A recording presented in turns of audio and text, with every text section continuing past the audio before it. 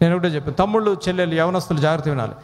నేను యేసు అనుచరులు, నేను జాన్ స్పర్జన్ యేసు అనుచరులు, భక్సింగ్ గారు, మేము నమ్మేది ఏంటి అనగా వీఆర్ నాట్ ఫర్ డిబేట్స్. ఏంటండి? We are not for debates, we are for discussions. Yesu ప్రభు వారు ఎక్కడ డిబేట్లు పెట్టలేదు. యేసు ప్రభు వారు శిష్యులతో, యేసు ప్రభు వారు సమరయ స్త్రీతో, యేసు ప్రభు వారు ఆ బావి దగ్గర, యేసు ప్రభు వారు లాజరు ఇంట్లో, దే హ్యాడ్ డిస్కషన్స్.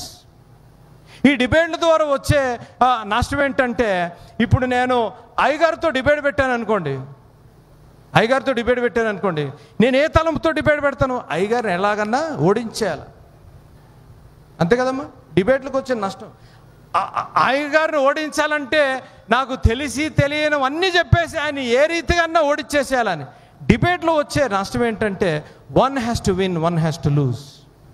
ఆ ఉద్రేకంలో చెప్పకున్న మాటలు, ఉద్రేకంలో బైబిల్లో లేని మాటలు, ఉద్రేకంలో అనేక మాటలు మాట్లాడి we're creating enmity between people, we're closing the doors of reaching people. ఇంట్లో ఇంకో మాట చెప్తాను, తమ్ముళ్ళు చెల్లెలు, ఏదైనా మీ కుటుంబంలో సమస్య వచ్చింది అనుకోండి, డిబేట్లకు దిగకండి, డిస్కషన్ చేయండి. అంతేకాదు, పాత కాలంలో చెట్టు కింద కూర్చొని అందరు చర్చ ఏదో అనేవారు. నేను మొన్న వాక్యం చెప్తా ఉంటే మా అబ్రహం గారు చెప్పారు, పంచాయతీ పెట్టేవారు. పంచాయతీ దగ్గర డిస్కషన్, డిబేట్లు కాదు.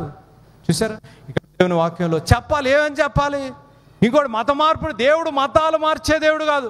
దేవుడు చెప్తున్న మాట, నీ హృదయం మారాలి, నీ హృదయం మారాలి, నీ అలవాటులు మారాలి, నీ భాష మారాలి, నువ్వు చూసే విధానం మారాలి, నువ్వు నడిచే విధానం నువ్వు చూసి అనుకోవాలి. ఈ పునరుద్ధానము తర్వాత భర్త భార్య అనుకోవాలి, అయ్యో బాబోయ్ మా ఆయన ఇలాగ మాట్లాడేవాడు ఇలా మారిపోయాడేంటి.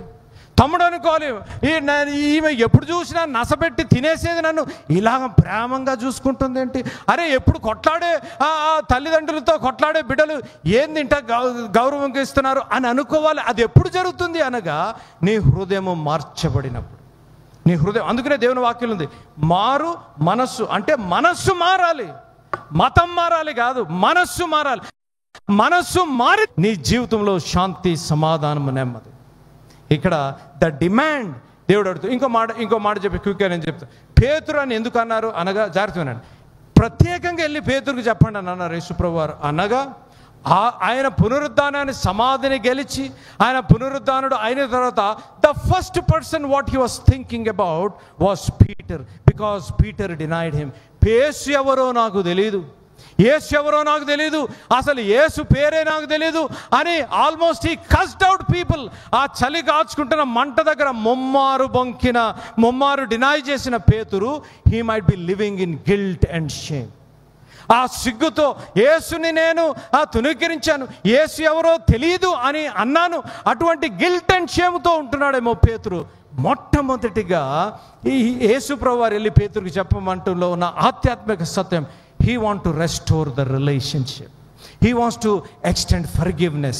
ఈ సమయంలో నువ్వు ఎవరినన్నా క్షమించాలి అని అంటే, today is the best day, today is the best day. ఎందుకు ఇంకా నీ గుండె ఆయాసము, ఎందుకు గుండె బరువు, ఎందుకు నిద్రలేని రాత్రులు, ఎందుకు నీ జీవితంలో అనగా నువ్వు క్షమించడంలో. ఇంకా నేను ఎప్పుడు ఈ మాట చెప్తుంటాను, ఫర్గివెన్ పీపుల్, జాగ్రత్త వినాలి, forgiven people need to be forgivers. మనము క్షమించబడ్డాం, సిలువలో ఆయన మన గురించి మరణించి సిలువలో కార్చిన రక్తము ద్వారా మనము క్షమించబడ్డాం.